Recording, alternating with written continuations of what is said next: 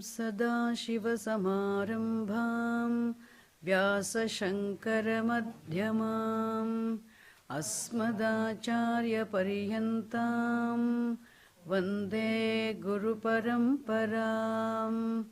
श्रुतिस्मृतिपुराणानाम् आलयं करुणालयं नमामि भगवत्पादशङ्करं लोकशङ्करम्। शङ्करं शङ्कराचार्यं केशवं बादरायणं सूत्रभाष्यकृतौ वन्दे भगवन्तौ पुनः पुनः। ॐ हरिः ओं तत्सत्। श्रीगुरुभ्यो नमः। हरिः ओम्। ॐ सहना भवतु सहनौ भुनक्तु सह वीर्यङ्करवावहै तेजस्विनावधीतमस्तु मा विद्विषावहै। ॐ शान्ति शान्ति शान्तिः।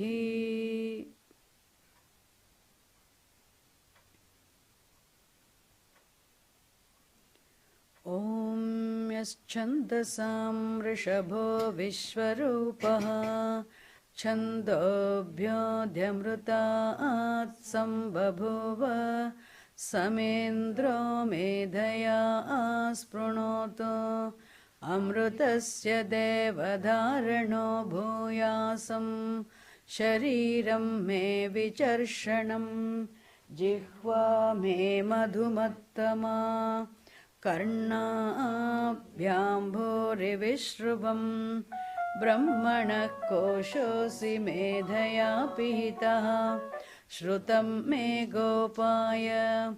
ॐ शान्ति शान्ति शान्तिः।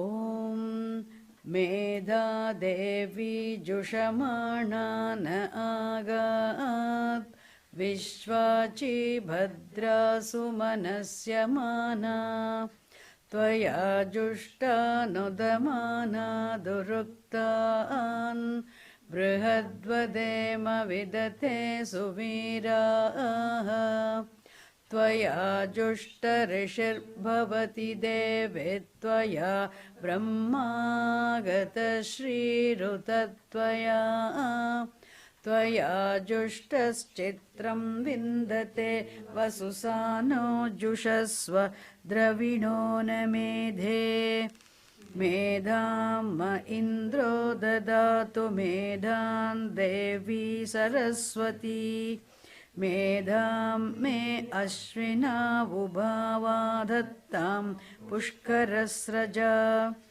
अप्सरासु च या मेधा गन्धर्वेषु च यन्मनः दैवी मेधा सरस्वती सा मां मेधासुरभिर्जुषताम् आमां मेधासुरभिर्विश्वरूपा हिरण्यवर्णा जगती जगम्या सरस्वती पयसा पिन्वमाना सा मां मेधा सुप्रतीकाजुषन्ताम् मयि मेधां मयि प्रजां मयि तेजो ददातु मयि मेधां मयि प्रजां मयीन्द्र इन्द्रियं ददातु मयि मेधां मयि प्रजां मयि सूर्यो भ्राजो ददातु।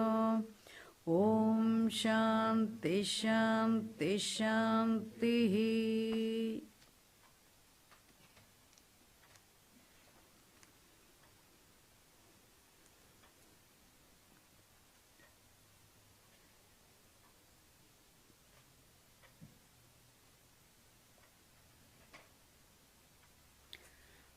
अखण्डं सच्चिदानन्दम्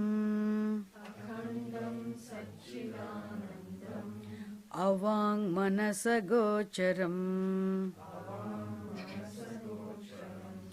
आत्मानम् अखिलाधारम्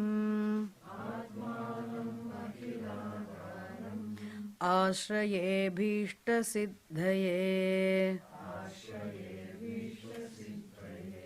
आश्रये अभीष्टसिद्धये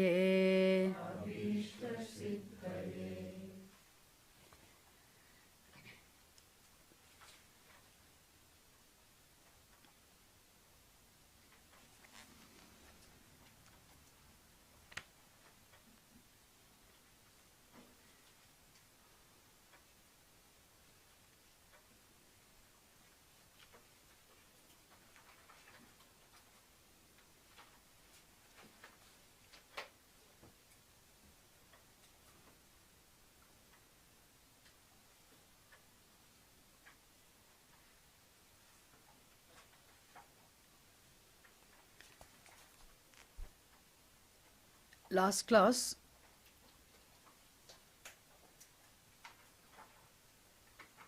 we saw the Swarupam of the Turiyam or Turiya Atma. When it says Swarupam, the nature of the Turiyam or nature of the Turiya Atma. When I say we saw the nature of the Turiya Atma or Turiyam, when we have to understand that we understand what Turiyam means. What is implied by the word Turiyam? What is actually implied by the word Turiyam is the reality. Param Brahma, Paravastu. And as we saw, the word Turiyaha or Turiyam, Turiya itself is a word which is called Chaturiya. There is a word called Chaturiya. Chaturiya means Chaturtha, fourth. And there the cha gets dropped and we get this word Turiya. So which means fourth. So what is fourth here? So it's Atma alone is implied by the term Turiyaha, the fourth. Which does not mean Atma is the fourth. Atma is like the fourth. You have to remember that very well.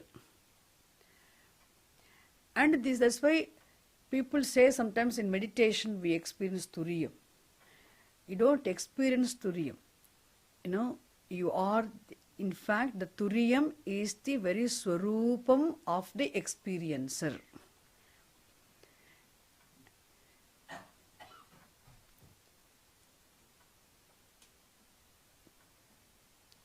Therefore, like the fourth, Atma is like the fourth person. Why is it said to be like the fourth person? Because one who obtains in all three states of experience. So very clear, we do not have fourth state of experience. There are definitely only three states of experience, and each state of experience is a state of mind. And these states of mind or states of experience are discontinuous and mutually exclusive. One cannot have simultaneously the experience of all the three states of experience cannot be there simultaneously. Therefore, they are mutually exclusive and discontinuous. But in each state of experience, what is that which makes the experience possible? What is that because of which experience is possible? Experience is the presence of the existence of the experiencer. And that experiencer obtaining in each state of that variable changing state of experience is one and the same. The experiencer is invariable. The experiences are very different.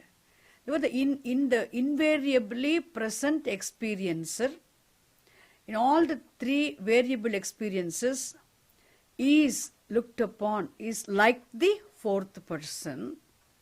The experiencer, who's that who obtains as the experiencer, is the Turiyaha. So Turiya Atma is not the experiencer, but Turiyam is the very swarupam of the experiencer obtaining in each state of experience.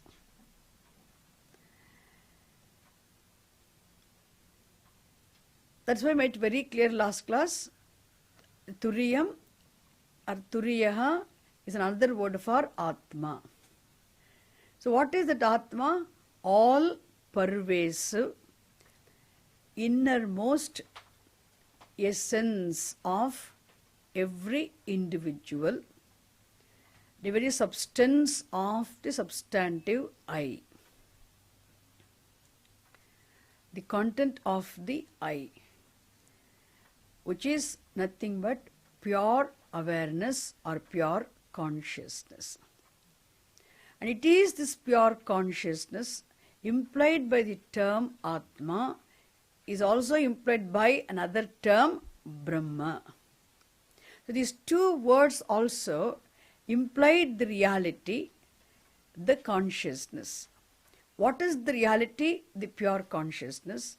And the same consciousness is implied by these two terms Atma and Brahma. And both these terms also only they imply the nature of the reality. That's why only in terms of the Swarupam you arrive at the meaning of these words. What is implied by these terms? How do you arrive at? Only in terms of the Swarupam. So we saw already how the word Brahman implies the nature of the reality. So Brahman itself means what? Brihatvat Brahma. Due to its bigness, it's called Brahman. So how big is this? Is it that reality implied by the term? What is big? Reality is big. How big is it? It is limitlessly big. Limitlessly big means what? It's incomparably big. So incomparably, limitlessly big means there's nothing which is comparable to that reality. Why? Because everything in this universe is subject to limitations. There's nothing which is not subject to limitations, therefore it is incomparable. Because everything here is subject to time limitation. Everything here is subject to spatial limitation. Everything here is subject to even object limitation. There is nothing which is not subject to all these threefold limitations. If at all there is one thing which is not subject to one limitation, that's called space. And space is not subject to spatial limitation. But even that space which is not subject to spatial limitation is subject to time limitation. And space is subject to even object limitation. Why? Space is different from everything else. Every other object is different from space. Because space is subject to spatial limitation, and space is subject to time limitation also, and space alone is not subject to spatial limitation. And time is subject to time limitation. And everything else existing within the framework of time and space is subject to time and spatial limitations. Therefore, everything here, everything and anything being subject to these threefold possible limitations, there is nothing which is comparable to the Atma or Brahman, the Vastu, the reality. Why? Because Vastu is the Brahman, the consciousness implied by these terms, Brahman and Atma alone, is not subject to threefold limitations. Therefore, we say it is limitlessly big.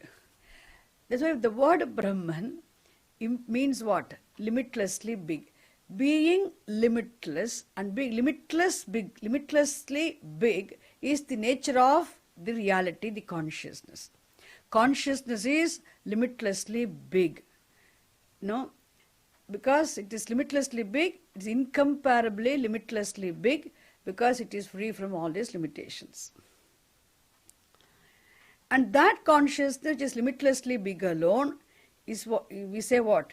Is there obtaining as the innermost essence of every being, everything, every individual here. Why? Because it is of the nature of all pervasiveness. When you say the only reality, and then it is of the nature of all pervasiveness. Because when you say it is spatially limitless, it is all pervasive. It is all pervasive means it must obtain in, it must pervade everything here, any Namarupa here. Therefore, it obtains as the very essence of the innermost essence of every being, every individual. That is why the word Atma also all pervasive, but innermost essence of every being is Atma. And that Atma is implied by the term here, Turiyam. And here we say, and initially we saw that consciousness implied by these two terms, Atma and Brahman alone, gets what now? Two different names as Jivaha and Ishvaraha. When does this word Jiva, when does the name Jiva come? When does this name Ishvara come? We've already seen that. Before going to the next thing, again I have to tell you this. The same consciousness associated with Vyashti Ajnanam gets the name Jivaha. The same consciousness associated with Samashti Ajnanam gets the name Ishvaraha. So Vyashti Ajnanam, Samashti Ajnanam, hope you remember the Sanskrit terms. Therefore, the status is only in keeping with what is it associated with. Actually speaking, the consciousness is neither the Jivaha nor the Ishvaraha, but Jivaha and Ishvaraha, the two different names attributed to consciousness in keeping with association.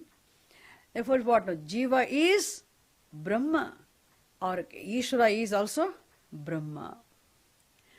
Why I repeat today, we are going to see the Ajnana, that's why. Now here we are going to see this Turiya Chaitanyam, this pure awareness or pure consciousness implied by these two terms Brahman and Atma alone is implied by this term Turiyam also. Is what?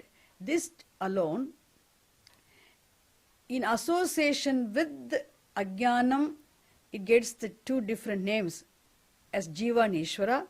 And if you cognitively dissociate from Ajnanam, then that is what? Pure consciousness. And how do we say here? This is what is revealed by this Mahavakyas also. Suppose we have these Mahavakyams like Tattvamasi, Aham Brahmasmi, I am Atma Brahma, Prajnanam Brahma. All these are Mahavakyams. Now just take only one Mahavakyam, Tattvamasi. What is a Mahavakyam? We have already seen in other classes, many times are repeated. Mahavakyam. Mahavakyam is a Vedic declaration, Vedantic declaration. A Vedantic statement, a simple statement consisting of three words, Tat Tvam Asi, but still it's called Mahavakyam, a great declaration, a great statement. Why? Because this statement is an equation Equation means what? It equates the individual to the total. This is a statement in which the individual is equated to the total.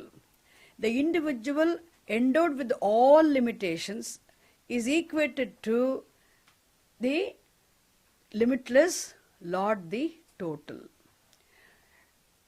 So equation means that again we say Tattvamasi, it reveals the identity between the individual and the total. It reveals the oneness of the truth of the individual and the total. So if we say wave is ocean, it's a statement, and here wave is a small form, a name of a small form which is a part of the total, the ocean in its entirety. And here wave is ocean means this small part, the form, which is part of the ocean, the entire ocean, is equated to the entire ocean. How can a part be the total? An individual part be the total? But it is equated. When the wave is equated to the ocean, and the wave which is equated to the ocean is not something away from the ocean, not far from the ocean, distant from the ocean. It is already the part of the ocean, the total. Without this one wave which is equated to this total ocean, the ocean will be incomplete. You know that? The ocean, the total, is already inclusive of this part. Therefore, here we say this wave which is part of the ocean, the total, is equated to the total ocean. Wave is ocean. And this equation implies what? Actually, there is the difference as well as the non-difference. There must be difference, there must be non-difference also. In any equation, there must be difference as well as non-difference. If there is only difference, equation is not at all possible. If there is only non-difference, equation is not necessary. There must be difference, there must be non-difference, only then equation is possible. So between the wave and ocean, of course there is difference. Wave is a small part of the total, the ocean. Wave does not include the ocean, whereas ocean is big, which is inclusive of this part called wave. Therefore, they are different in form, in name, in size, in shape. There is difference. But what is the non-difference between the two? It is the water, the H2O, without which the form and name wave cannot exist, without which the form and name ocean cannot exist. Ocean will, the word ocean also will disappear. That water is one indivisible, inseparable, partless whole. One. That is one. The truth of the wave, truth of the ocean is one and the same water. Therefore, there is the non-difference from the standpoint of the water and difference from the standpoint of the name and form. Therefore, we can say the water, when you say the wave is ocean, equated, that equation reveals the oneness of the truth of the wave and the ocean, being water. And it also reveals what? The equation implies the non-difference between, it reveals the identity between wave and ocean. Similarly, here when you say this Jivaha Ishvaraha, Jiva is Ishvaraha, Jiva is Jiva being associated with Vyashti Ajnanam, and as an individual, as an individual is part of Ishvara the whole. At the same time, what is limited, subject to all limitations.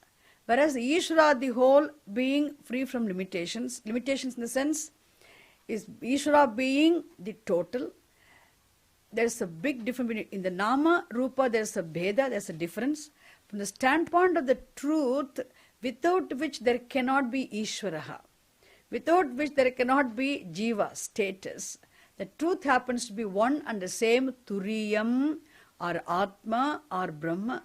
Turiya Atma or Brahma Chaitanyam. No, Jiva is Ishvara. The Jiva is Jivaha Ishvara Eva. Jiva is Ishvara. Means there is difference, there is also non-difference. This is why this reveals the identity between Jiva and Ishvara from the standpoint of the truth. When you see the difference, when you say wave and ocean, for these two words there is a Vachyartha. Vachyartha means literal meaning. What does the word wave mean? A small form and name. What does the word ocean mean? A big form, which is inclusive of the wave. The first, the Vachyartha means the literal meaning of what is literally understood by these two words, wave and ocean. The Lakshyartha, the implied meaning is what? The truth. When you say wave is ocean, in equation, from the standpoint of Vachyartha, the literal meaning, the simple meaning, there is difference. The standpoint of Lakshyartha, the truth, the water, there is non-difference. Lakshyartha drishtya abhedaha, Vachyartha drishtya, there is bhedaha, difference. No? From the standpoint of literal meaning, there is difference. The standpoint of implied meaning, there is non-difference. So which meaning should we take? If we take the literal meaning, there is difference. If we take the implied meaning, there is non-difference. From the standpoint of the Lakshyartha alone, we can make, even the equation is possible. Equation can be made. So here also Jiva is Ishvaraha. That Jiva being identical with Ishvaraha. Every individual with all subject to all limitations is equated to Ishvara the total. From the standpoint of the truth of the Jiva and Ishvara. That is what is revealed by these Mahavakyams. So Mahavakyam itself is what? Because it reveals the identity between the individual and the total, small and big. So Tat Tvam Asi in that Mahavakyam, the Tvam stands for you, the individual, because every individual is addressed by the Upanishad, Shruti. You are that. Thou art that. You are that. Tat Tvam Asi. Tad Brahma Tvamasi. Or the Tat is a third person singular pronoun which stands for Ishvara, the total, and Tvam, the second person singular pronoun, stands for you, the individual, and you are Ishvara means you, the individual, are equated to Lord, the total. Definitely, you are different from the Lord, Lord is different from you. The individual is different from the total, total is different from the individual. How? In name and standpoint of name and form. The standpoint of all other powers. But from the standpoint of the truth, you are non-different from Ishvara. Which standpoint? The standpoint of the Turiya Chaitanyam, the consciousness which is the only truth of the individual and the total, you are non-separate from Ishvara. You are non-different from Ishvara. You are Ishvara. Isn't it?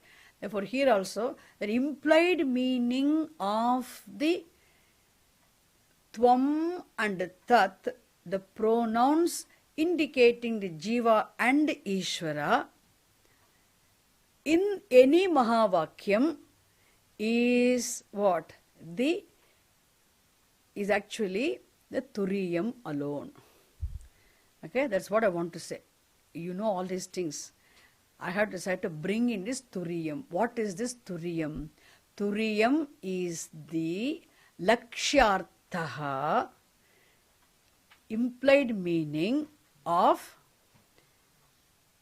the Tat and Tvam, or the words indicating the individual and the total, or Jiva and Ishvara in all the Mahavakyams, especially Tattvamasi Mahavakyam also.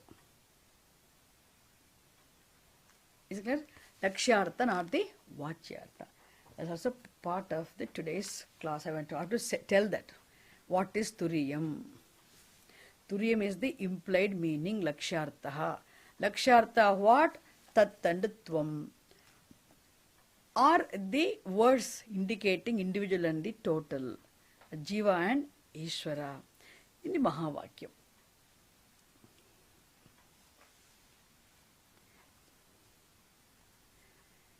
So you've seen that last class.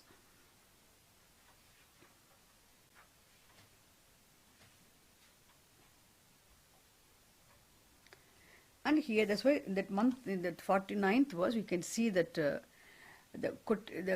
mantra quoted is from Mandukya Upanishad. Shivam Advaitam Chaturtham Manyate Sa Atma Sa Vigneyaha Ityadi Shrutehe. So Mandukya Upanishad, this mantra is quoted. This is the 7th mantra, the most important and the popular mantra from, the very important mantra from the Mandukya Upanishad, first chapter, isn't it? Agama Prakarana. So again, to know further, how do you arrive at this Turiyam? How do you only heard the term Chaitanyam, consciousness, awareness, and it is of the nature of all pervasiveness. It obtains as the innermost essence of every individual. Therefore, it is known by the term Atma. And this consciousness is limitlessly, incomparably of the nature of it is incomparably limitless. It is of the nature of limitlessness. Therefore, it is also implied by the term Brahma. There is no reality other than this awareness. The only reality of the total and the individual. When you say it's only reality of the entire, the total cosmos, it must be the reality of everything and anything which forms part and parcel of the whole. The truth of the whole must be the truth of anything and everything which exists as part and parcel of the whole. We know that. But how do you arrive at what this consciousness is? How this awareness is? That is why the word Turiyam is used here, isn't it? How do you know it is Turiyam? This awareness is simply the word Turiyam, like the fourth person, one who obtains. That which obtains, like the fourth person, in all three states of experience. Now, how do you arrive at it?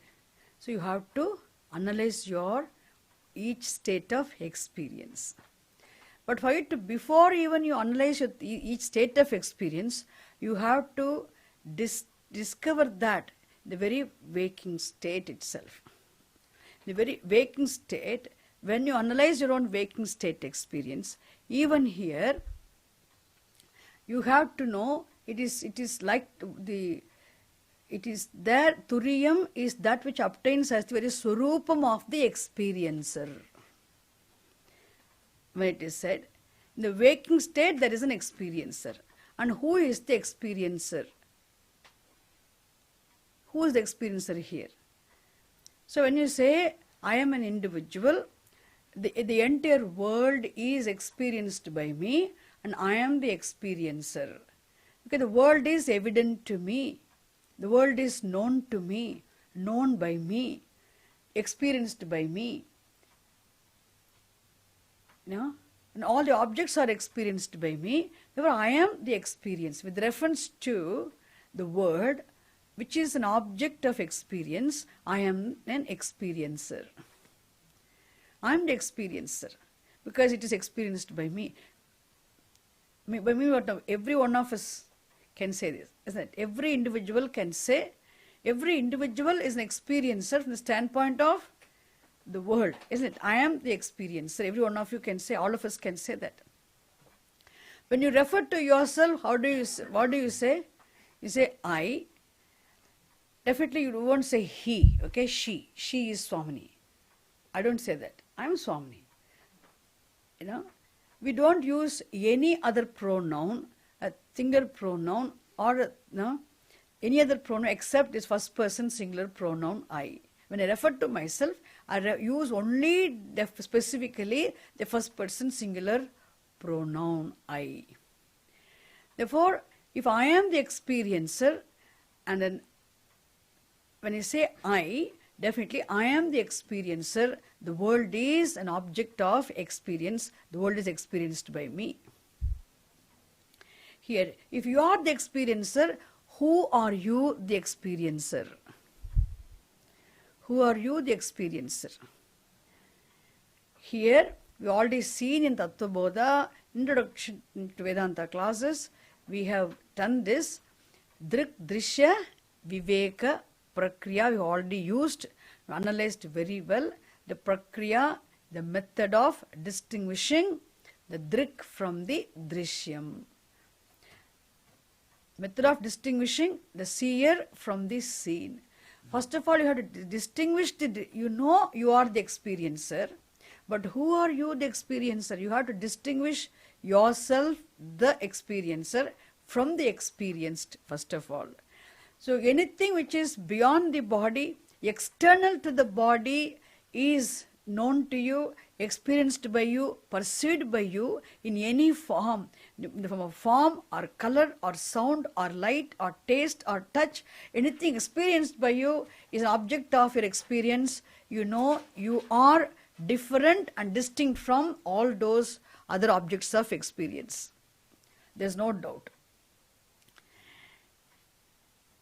But definitely you see your own physical body.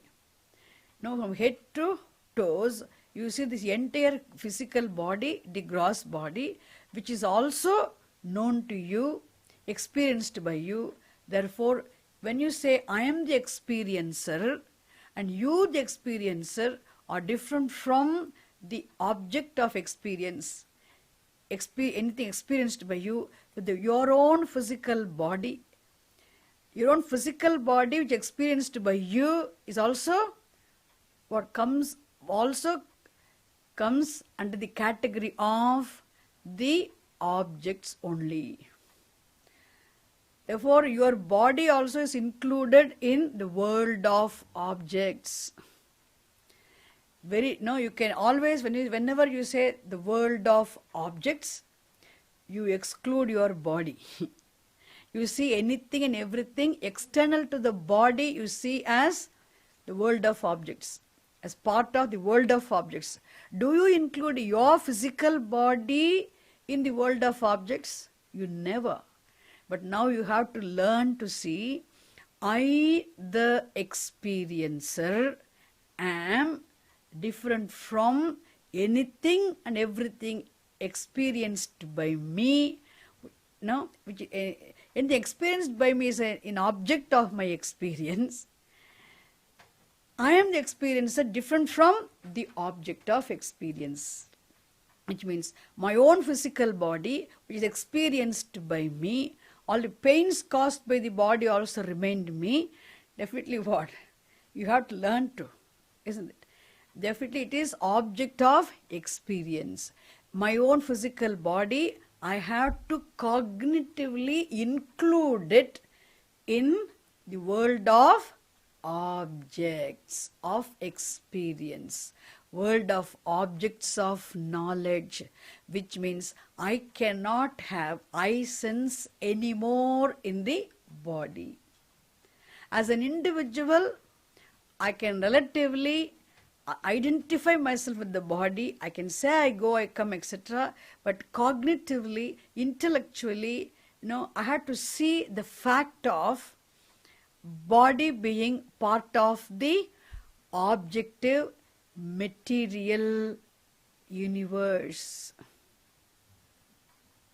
And not only that, we have to even see the subtle forms also, the subtle aspects which indwell this gross body, which are also objects of knowledge, even though they are subtle in nature.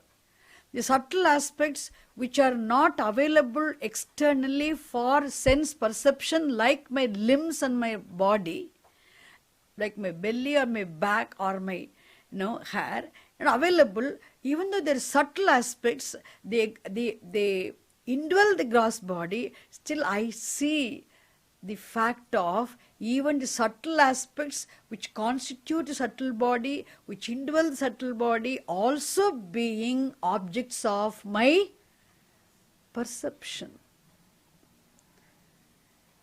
Which are not available for sense perception, but available for thought perception, isn't it? That way, I negate what now? All my jnana indriyani, 5 sense powers, karma indriyani, my powers of organs of actions, pancha pranaha, 5 physiological functions, respiration, inhalation, exhalation, digestion, excretion, retention, all these physiological functions also objects of my knowledge which are not distant from me. The problem is, I the knower, I the experiencer, where am I? What is the distance between me and my physiological functions? What is the distance between me, the experiencer, and my physical body? What is the distance between me and my own my sense powers? What is the distance between me, the experiencer, and my own objects of experience, my powers of my sense powers of organs of actions? No distance. That is the problem. I, the experiencer, am not at all distant from the body, my object of experience. I am not distant from my sense powers, the objects of my experience. My physiological functions, my objects of experience. Understand? And similarly, which means I, the experiencer, am not distant, but not distanceable, non-distanceable, but definitely I am distinct, isn't it? And not only that, you go to even your own mind, antahkaranam, much subtler aspect, all your emotions. You see your desires, you see your anger, you see your jealousy, you see your hatred, you see your restlessness, you see your agitation, you see your cheerfulness, you see your enthusiasm, you see your fear, you see your confusion, you see your compassion, you see all sorts of emotions. All of them are there. You cannot deny they are not there. But in what form do they obtain? What is the form that they obtain in?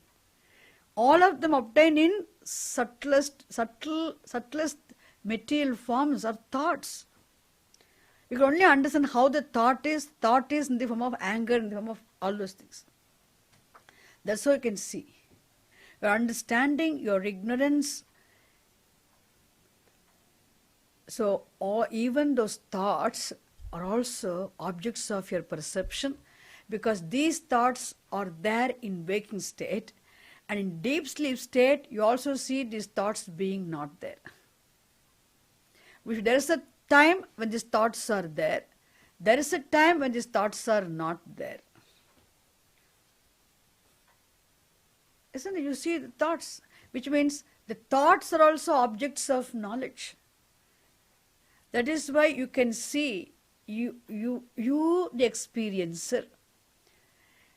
You are the experiencer. You the experiencer are distancelessly distinct from coming and going, arriving, departing thoughts. Observing the arrival of thoughts, departure of thoughts, existence in deep sleep state, no thoughts. Thoughts are there, but not all these thoughts are not there. In waking, these thoughts are there. Emotions are there. Emotions are not there in deep sleep state, which means thoughts are not there, which means the presence and absence of the thoughts. Certain thoughts, most of the thoughts are absent in deep sleep state. And all these thoughts which exist in waking are not there in deep sleep state, which means presence of the thoughts is experienced. Absence of the thoughts is experienced, which means you are the experiencer. Distinct from the experienced thoughts. It means even your thoughts, your mind, your intellect, your memory, even the very cognition that I am, also come under the category of the objective universe. To negate your mind, your intellect, your memory, even the ego. What is ego? The knowledge I am. That's also what comes under the category of the objective universe, the world of objects. Everything you negate as objects. So everything you negate, anything and everything which you negate as an object of your knowledge is what? Not you, non-self, therefore anatma. So the whole jagat is what? Anatma prapanchaha.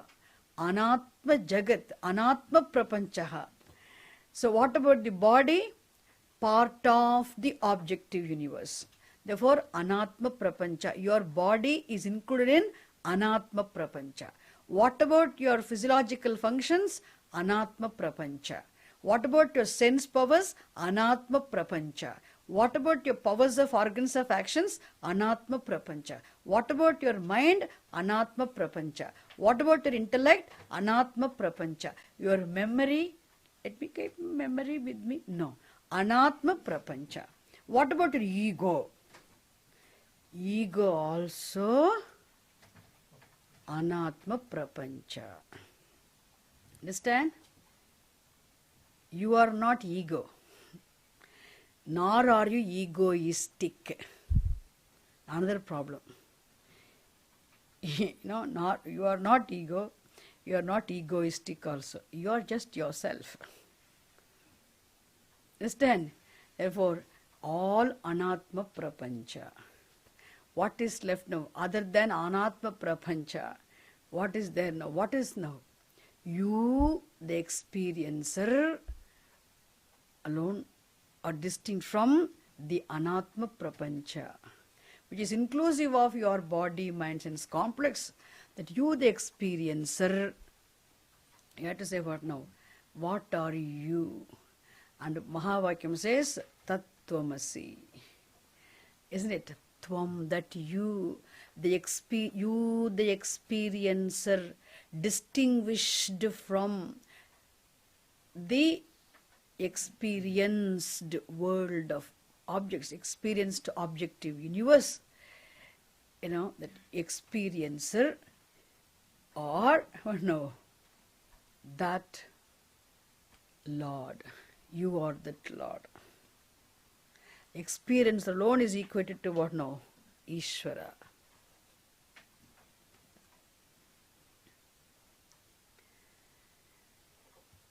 You are Ishvara. Not this, okay? Now we say, you are Ishvara means, from the standpoint of, you can see, the Swarupam of Ishvara. Who is this experiencer? What is this experiencer? The experiencer is the Lord. Which means, Lord, here we say, the truth of the Lord, the whole, and truth of here, the experiencer is one and the same. Awareness. Is there an experiencer? Is there any other experiencer? There is no experiencer other than awareness, the consciousness. So what is that awareness? What that awareness is?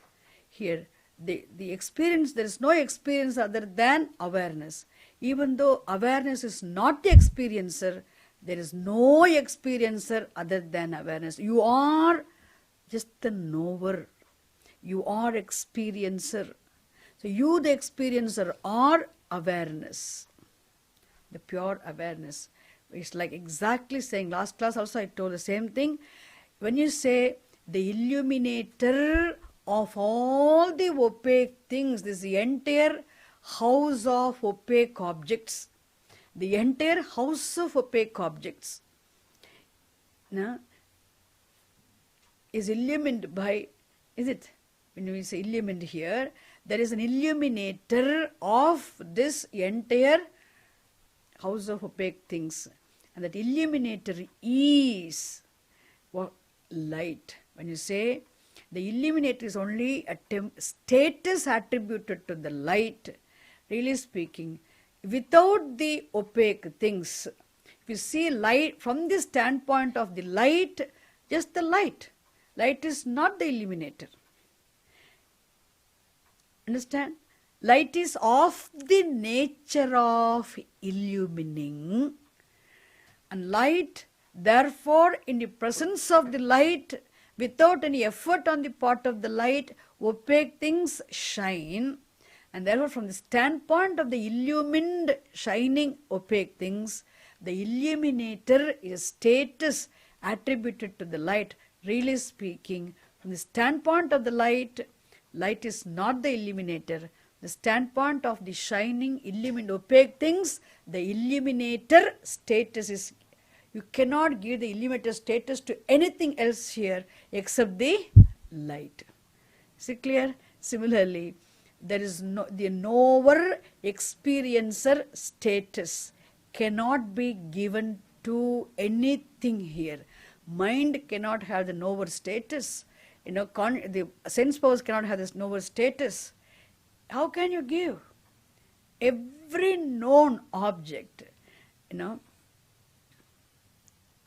enjoys the status of being the known because they shine, because knowing, illumining is the very nature of the consciousness, is the Turiyam. Knowing is the very Swarupam, nature. That's why we say what now? The standpoint of the known, experienced, observed, the body, mind, and complex in the external world of objects, we say the knower status is attributed to the Atma. Knower is only temporary status attributed to the Atma. From the standpoint of consciousness, consciousness is not the knower. But there is no knower experiencer other than consciousness. And therefore, when you say, I, the self, am the knower, you are resolving I in, you are shifting the I sense from the known and resolving it in the knower. Understand? I, the self, am the knower. When you say, you are shifting I sense from where? Isn't it? Cognitively, by shifting the I sense from the known. All the known you have shifted. And you have to place it where? Resolve it where? In knower. Then now you resolve the knower in consciousness. Then you are resolving ID knower. ID self am the knower has to become what? ID knower am awareness or consciousness. You are now shifted the I sense from the known and resolved in the knower, resolved the knower in awareness, and are resolving the I sense in what now? Awareness. Now what happened? Resolved.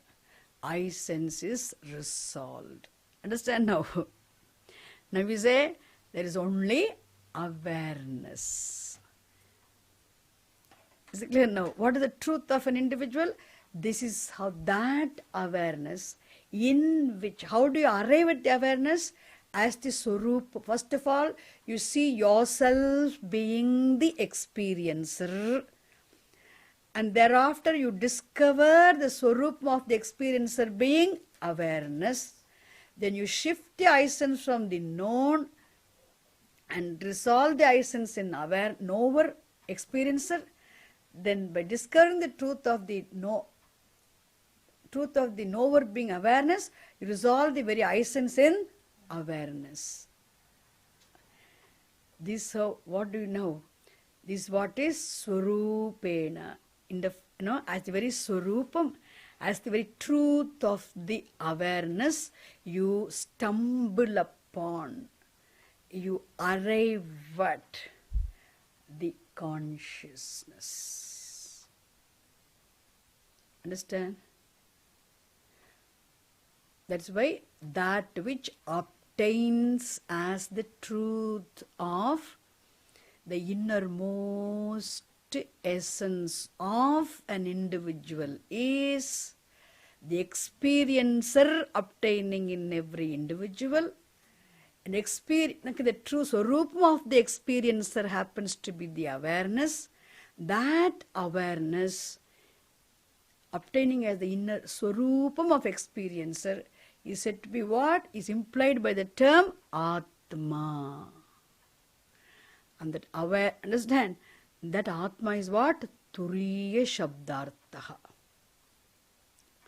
Is the meaning of the term Turiyam. Is implied by the term Turiya Atma. Is it clear? And that same awareness alone is there as what? Obtains as the experiencer in the dream state. And the dream also is an experience, a state of experience. And that in the dream also the experiencer, distinct from but not distant from the dream object, world of objects, is who? None other than the same awareness. And the experiencer obtaining in deep sleep state when there is neither waking universe nor the dream universe. The resolved, unmanifest, everything is unmanifest, and that experiencer of that what now? The absence of experience, experiencer of the experiencelessness, isn't it? Is also the same awareness. How many experiencers are there? The states of experience are three. The experiencer is one and the same. Why? Because the dream experiencer is awareness. Waking experiencer is awareness. And the deep sleep state experiencer also is awareness. Awareness is, we don't say awarenesses, isn't it?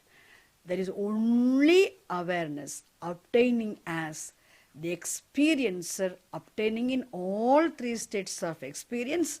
Therefore, like the fourth person is implied by the term Turiyam.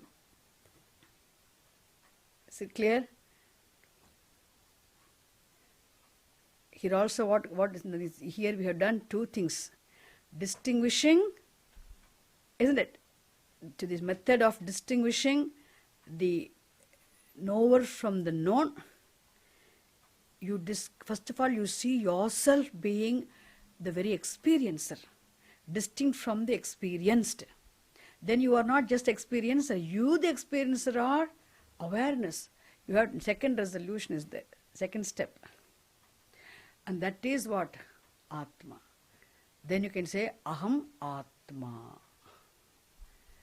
And that Atma is Brahma. Then you can say what? Aham Brahmasmi. Can you say that also? This is Turiyam. Now he wants to enter into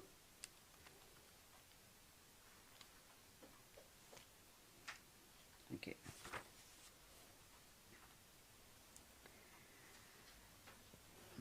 There is a verse in Kaivalya Upanishad. Beautiful verse is there. Trishu dhamasu yad bhogyam dhamasu yad bhogyam bhokta bhogascha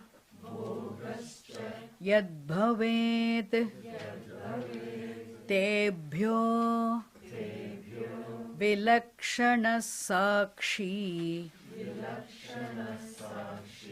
chinmatroham. You can't find that verse there. Sadashivaha.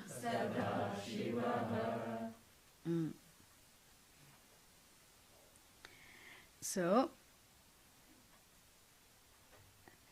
see, Trishu Dhamasu, it is a mantra from Kaivalya Upanishad, okay? He says, Aham Sadashivaha. Now, I, the self, am pure awareness, which is of the nature of auspiciousness. I am Shivaha. Aham Shivaha. Shivoham, you say, same Sadashivaha. But who am I? I, the self, am the awareness, of the nature of auspiciousness. I am distinct from Vilakshanaha, though not distant. What is the distance between light and the illuminator? What is the distance between light and the illuminator? Isn't it? But we use these two terms. There's light and illuminator. Two terms are used. Really speaking, illuminator is not. Illuminator is light. Resolve the illuminator status in the light. And light is what? The truth, the swarupam, the existence, isn't it? Substratum of the illuminator. There's no illuminator other than the light. Just the light, isn't it? Therefore, but there's no, this light is distinct from the status, illuminator status, isn't it? When you say light is not the illuminator, you say what? Light is distinct from the illuminator. But illuminator is none other than the light. When you say you are resolving the illuminator in the light. Do you get it? It's too abstract for you. It's okay.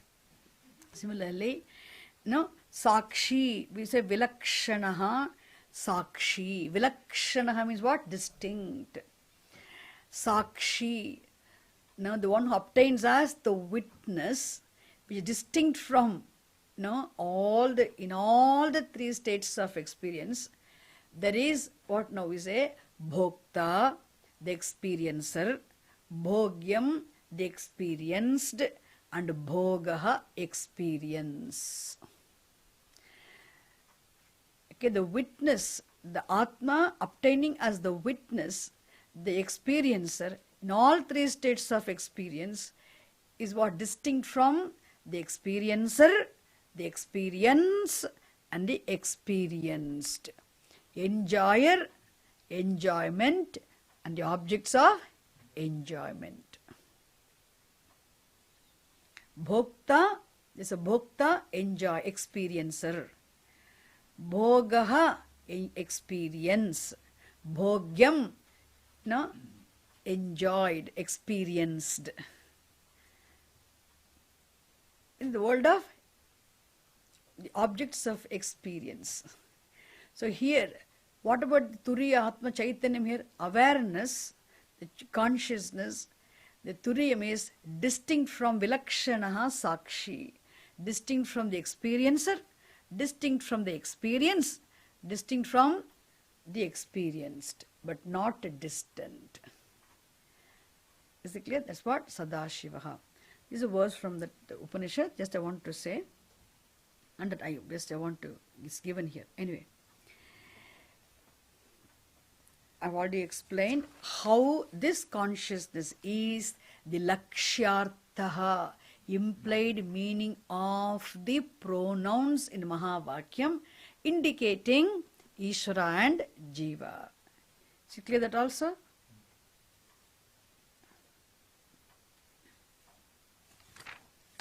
Okay, now we have a completely new topic. The Turiyam we leave for good, for some, not for good, for some time. For some time let us leave Turiyam. We'll come to the Shaktis, the powers. The powers, okay? Now, okay, I want to wake you up, okay? Okay, so you're not... It's clear, isn't it? Definitely today it must, even though it's repeatedly, it has been heard many times, it has been being heard many times, but still it must become clearer every time you hear. Because you have to see the distancelessness also. That's very important. Distancelessness you have to learn, see, and the distinctness also have to see. Okay. Now we are going to see the power of this Turiyam, the awareness. Is it? And what is that power? We already say Ajnana, we saw that.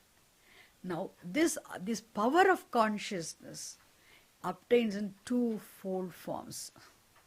The two powers. The Ajnanam itself is one power of consciousness, we say, but this Ajnanam is said to have two-fold powers. The Jnanam is of two powers. The power is of two powers. The power is capable of doing two things. Therefore, it is said to be what? The Ajnanam is said to, the power of consciousness is said to have two-fold powers. What does it mean? It is capable of doing two things. What can the power do? For example, I'll give you the example. If you are, see in a dim light, when you do not know the nature of the rope being rope. So you are ignorant of what the rope. You're ignorant of the rope. So your ignorance of the rope has two powers. Ignorance covers the rope. Your ignorance preventing you from seeing the rope being the rope is called what? Covering the rope, veiling the rope, isn't it? It does first one thing. That is one job, one power. How powerful the ignorance is? How do you know? My God, your ignorance of the rope covers the rope. Which means covering the rope means what? It has the power of veiling the rope, isn't it? The veiling the rope. It's called covering. The covering is called what? Avarana Shaktihi. The power of veiling is called Avarana Shaktihi. And not only does your ignorance has the power of veiling the rope, no, it prevents you from seeing the rope as a rope. It also what? No, it makes you see the rope as a snake. Isn't it? It makes the rope appear as the snake. It makes you see the rope as a snake. It's called what? Projection. Is it? You project. It's called power of projection. It's called Vikshepa Shaktihi. So veiling is also what? No, power of your ignorance And the projection of rope also is what? Seeing the rope, now mistaking that rope for a snake is what? Your own projection, isn't it? It's called Vikshepa Shakti. Vikshepa, seeing something different from what is not, is what? Projection. Seeing something different from what is what? Projection. The projecting power, veiling power, are two powers of your ajnanam. What it is capable of is looked upon as its power. Is it clear? So, Avarana Shaktihi and Vikshepa Shaktihi. Power of veiling and power of projecting. Similarly, here also, this ajnanam, this Moola Ajnanam. Moola Ajnanam also has what now? Has two powers. Let us see what those two powers are and what they are capable of doing. Let us see that now. Asya. We have left the topic of Turiyam, okay? We have come to now Ajnanam. Is it? Ajnanam is what? Moola Vidya means the original, subtlest matter, isn't it? Asya Ajnanasya Avarana Vikshepa Namakam Asti Shakti Dvayam. He says, Shakti Dvayam Asti. Dve Shakti is taha, it is difficult. So make it easy. Shakti Dvayam Asti. Instead of using dual, we can make it singular. As Dvayam means a set of two. No, twofold powers. A set of two means what? Shakti Dvayam. Twofold powers. Asti is there. What are those twofold powers? He says, they're known as Avarana Shaktihi Vikshepa Namakam. The two powers of this avidya, ajnana, moola avidya, the original matter, now said to be what now? The two powers are known by two different names. Avaranam, Avarana Shaktihi and Vikshepa Shaktihi. So even before even going there, I gave the example of rope, isn't it? How ignorance can cause two things. Simply preventing you from seeing what is what? Covering. And later on making you see what is not is called what? Projection. Seeing some, preventing you from seeing what is veiling, covering, and making you see what is not is projecting. Is it? Avarana Shaktihi, Vikshepa Shaktihi. Got it? I'm repeating all Sanskrit terms so you'll all get the words. Now, what does the Avarana Shaktihi do? That alone we'll see today. What does the power of veiling do? How does it function? Now, what is the function of the power of veiling? Function means what? How the power of veiling is, how it is, operates. Avarana Shaktihi Tavat Alpopi Megha Anekayojanaya Tam Aditya Mandalam Avalokayitr Nayana Patha Pidhayakataya Yatha Achadayati Iva Tatha Ajnanam Parichinnam Api Atmanam Aparichinnam Asamsarinam Avalokayitru Buddhi Vidhayakataya Achadayati Iva Tadrisham Samarthyam.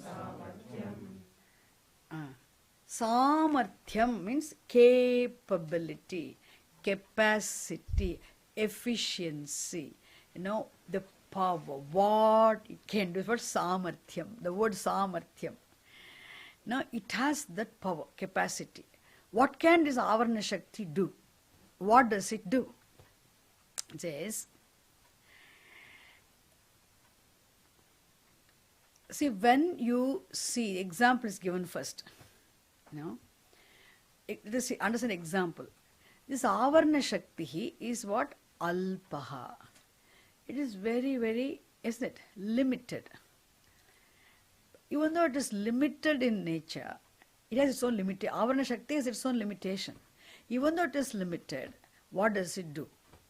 For which, to understand it clearly, there's an example given here. See, if you are, in monsoon time, when you see the sun, and you can see the entire, the sunlight pervades everything, everywhere, everything. And then sunlight, how much does the sunlight pervade? How much sunlight illumine? The entire sky is pervaded by the sunlight, illumined by the sunlight. Not only the entire sky, the entire space and everything existing in the space, everything is pervaded and illumined by the sunlight, isn't it? And some clouds come. You see the sun above in the sky. Some clouds come and the clouds cover the sun. Can the clouds really cover the sun? Do the clouds really cover the sun? No. The clouds do not really cover the sun, cannot cover the sun, but they seem to be covering the sun, isn't it? Really speaking, the clouds do not cover the sun, cannot cover the sun. Now what do they do? They cover your sight, vision. By covering your vision, the clouds come. This is a very big difference, okay? The clouds do not cover the sun or the sunlight.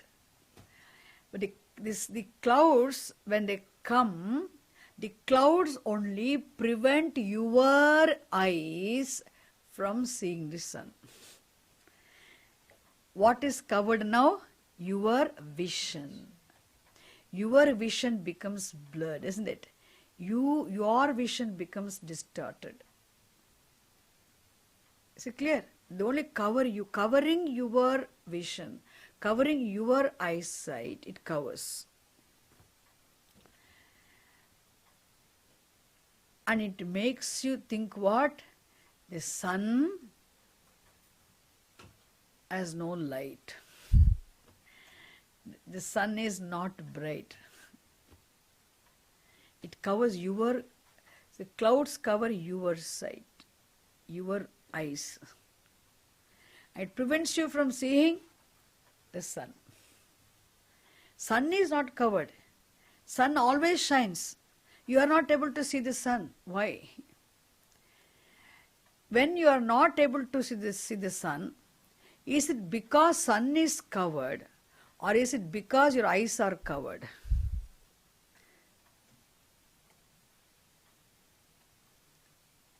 Isn't it? In fact, sun cannot be covered.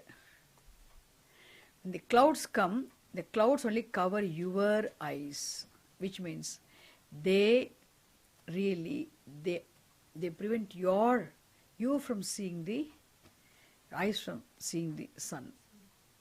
Similarly, here also ajnanam. The ajnanam which is limited in nature, how can it, cover the limitless, all-pervasive, ever-free Atma, the Brahman? How can it cover? isn't it? So your ignorance does not cover the Brahman, it only covers your intellect. Your buddhi, just as your cloud covers your eyes, it prevents your eyes from seeing the sun, the sunlight. Similarly, because got it, very subtle lesson, very subtle lesson. Be very careful here. We always think clouds come and cover the sun. Don't we say that? The two things, isn't it? The perceiving eyes perceive the sun, is it? Who is covered by what? The clouds cover what?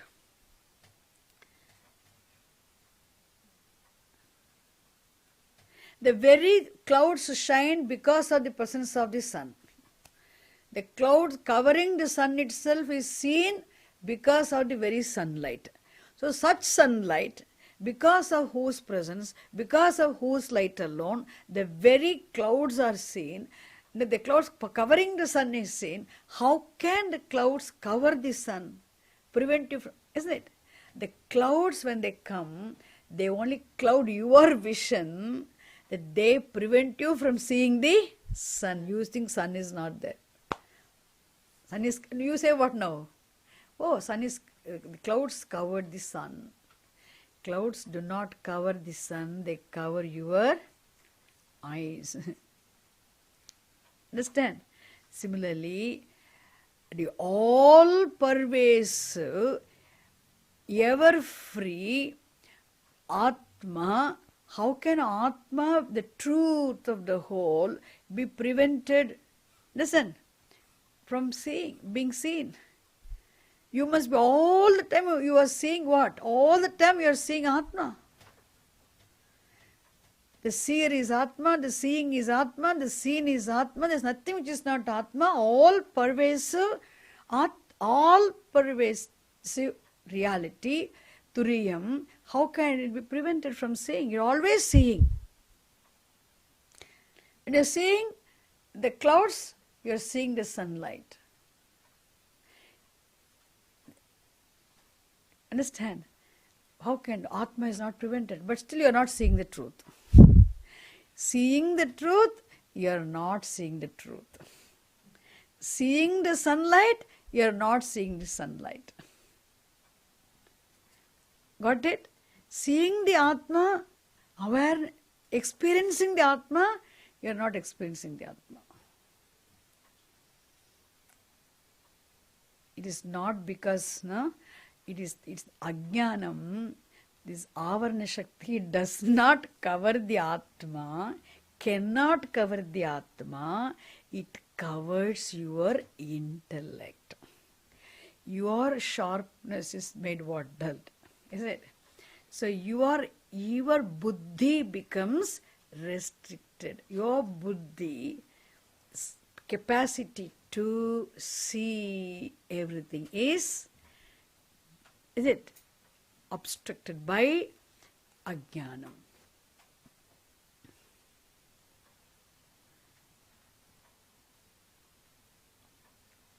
So that's what he says. Similarly,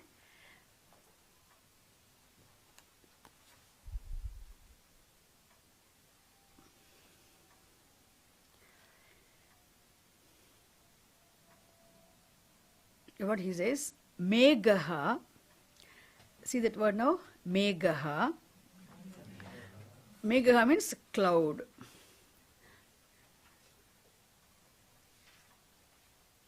How is it this Megaha? You can say Alpa. Isn't Megaha very... clouds are not, even though it is small. But what about the sun? See, Aneka Yojanaya. For a quite wider space, very widely, Tam Aditya Mandalam, the Aditya Mandalam, isn't it? The sun and the widely spread sunlight, sun alone obtains as the widely spread all illumining sunlight is what? The sun, isn't it? Obtaining as the all illumining sunlight, that sun. Avalokayitva Avalokayitru. Avalokayitru means the one who sees, the onlooker is called Avalokayitru, means the seer. Avalokayitru. Nayana Patha means what? Nayana means eyes. Patha means the way, isn't it? Nayana Patha. So, it covering, blocking the eyes sight. Nayana Patha. Pidhayakataya. Pidhayakam, no? Pidhayakata means what, no? Covering. Is it blocking the eyes vision. These clouds blocking the vision of the eyes. Yatha achadayati iva. It, as though it thinks what now? Achadayati iva. You see the clouds seem to be covering the sun. The non-coverable sun seems to be covered by the clouds because of the covering of your eyesight. Achadayati means covers, as though the sun is the widely spread sunlight. Understand? Which illumines even the very covering, the seemingly covering clouds, seems to be covered because of what now? Because your eyesight is blocked or covered by the clouds. Similarly, iva tatha, in the same way, ajnanam, parichinnam api, even though this ajnanam is limited in nature, but what does it do? Atmanam aparichinnam. No, the limitless reality, the Atma, the awareness, which is free from all limitations, asamsarinam, avalokayitru buddhi pidayakataya. Okay, buddhi pidayakataya, but covering its buddhi. The ignorance covers your intellect. It cannot cover the Atma. What is, we have to it's a very subtle lesson. Hope you understand this, isn't it? Ignorance, does the ignorance of the reality, does the ignorance cover the reality, the Atma, or does it cover does it block my buddhi from seeing it? What do we think? Ignorance covers the Atma. It's a very beautiful, subtle lesson. Hope you see it.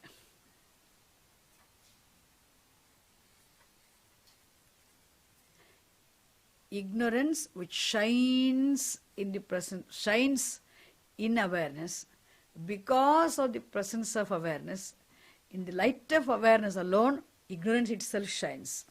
And that ignorance, which is dependent on awareness even to shine, how can it cover the awareness? It doesn't cover the Atma. It covers your buddhi. As it's a buddhi pidayakataya. Then achadayati iva, as though it is covering the Atma. Tadrisham samarthyam. It is of that, nature. It is of that power. It's of that power. It's of that capability. Tadrisham samarthyam asya jnanasya asti. This ignorance is of that power. You have such powerful. It's very powerful. What is it power? It can cover your buddhi and make you. It covers your intellectual capacity. What now? It makes you think wrongly. What now? As though Atma is covered. Oh, I'm not able to see the Atma. Where is the Atma? Where is Brahma? Yeah, I'm searching for Brahman. I'm searching for Atma all the time. Why? I'm not able to see. We call it all sorts of intellectual journey and all those things. Searching for the buddhi. Our intellect is searching for truth, in quest of truth, isn't it? Search for it. The buddhi is blocked by ajnanam, not the Atma. So resolving the ignorance will not make the Atma shine, will make the buddhi, isn't it? See. Got it? This is the lesson, important lesson, today's lesson. And for which this is all is what? This is what is called Avarana Shakti. What does the Avarana Shakti do? Very interesting, isn't it? At least so, hasn't it relieved you of the thank God, we thought we have to search for Atma. Atma is always shining. You need not search for Atma. Understand? Atma will shine when? If your buddhi is blocked, the ignorance blocking your buddhi from seeing is removed, Atma will shine to you. Atma is always there. But what do we think? Something is covering the Atma. And nothing is covering the Atma. Ajnanam is covering your buddhi. It's a big difference, isn't it? You feel so relieved. Imagine if you have to go in search of Atma, means difficult. Thank God. What a big difference.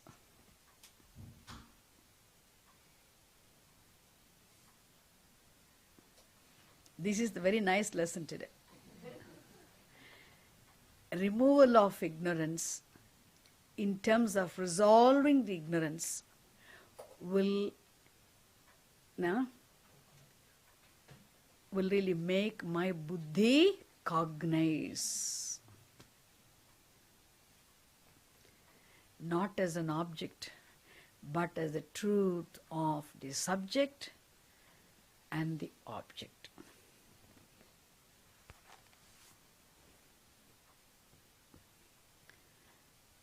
And here the beautiful verse from Hastamalakam is quoted by the teacher.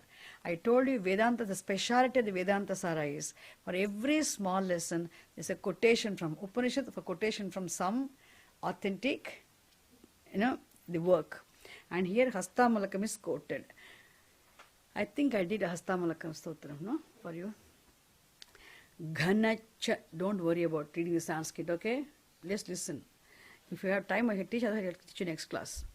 Ghanachanna drisht. The same example is based on this verse only.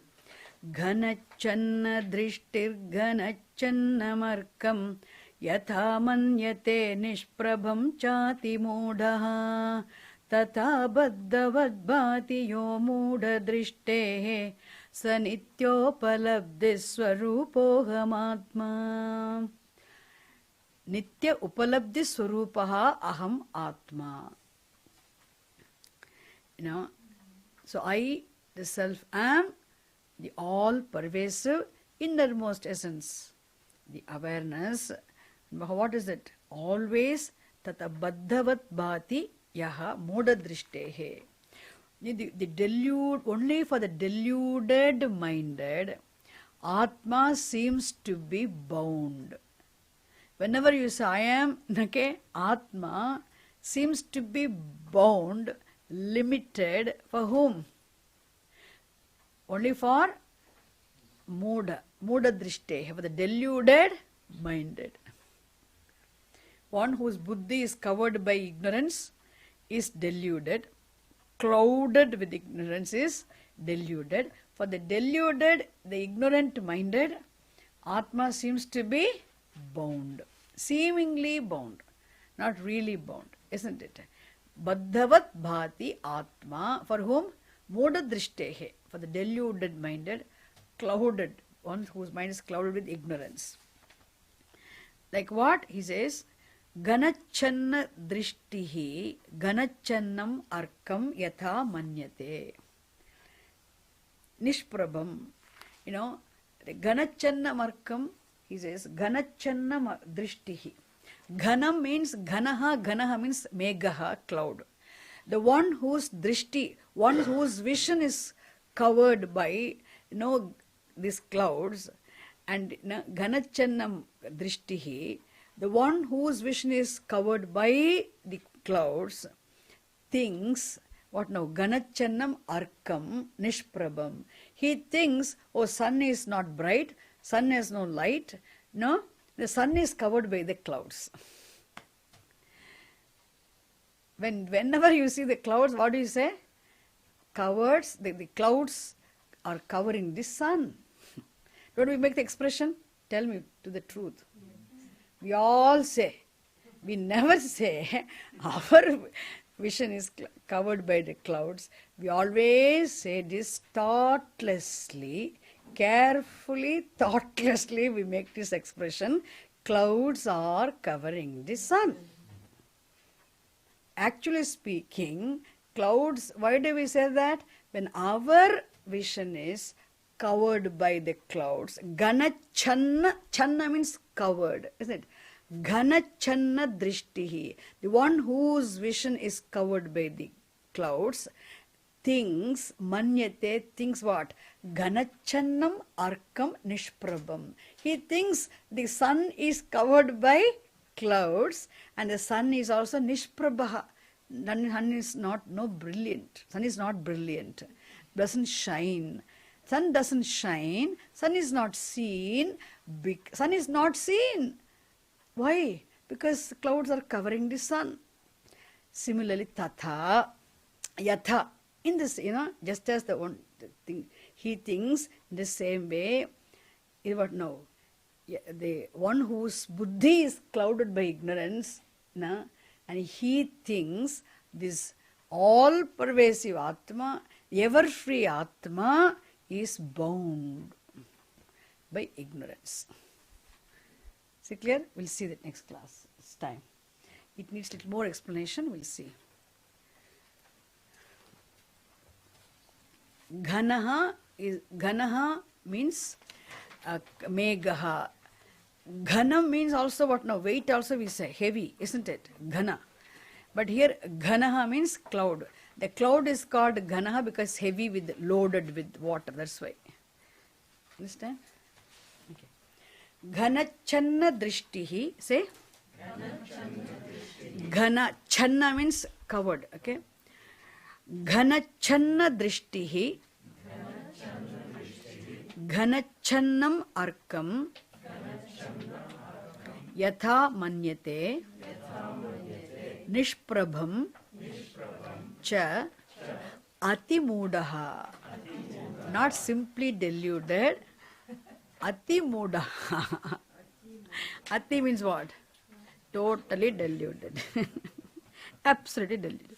Tatha baddhavat bhati yaha moodadrishtehe yaha atma baddhavat bhati. The atma which is now ever-free atma which seems to be bound for the deluded minded, that ever-free atma is myself, he says. Moodadrishtehe saha nitya upalabdhi swarupaha aham atma. This one verse needs proper teaching. We'll do this Hasta Malaka, one verse. If we do itself, we'll have a lot of understanding. Okay? We'll see next class. Ghanachanna drishtir ghanachanna markam yatha manyate nishprabham chati moodaha tatha baddhavad bhati yo moodha drishte sa nityopalabdhi swarupohamatma sa nityopalabdhi swarupohamatma. Om Purnamadah Purnamidam Purnat Purnamudachyate पूर्णस्य पूर्णमादाय पूर्णमेवावशिष्यते। ॐ शान्ति शान्ति शान्तिः। हरिः ॐ तत्सत्। श्रीगुरुभ्यो नमः। हरिः ॐ।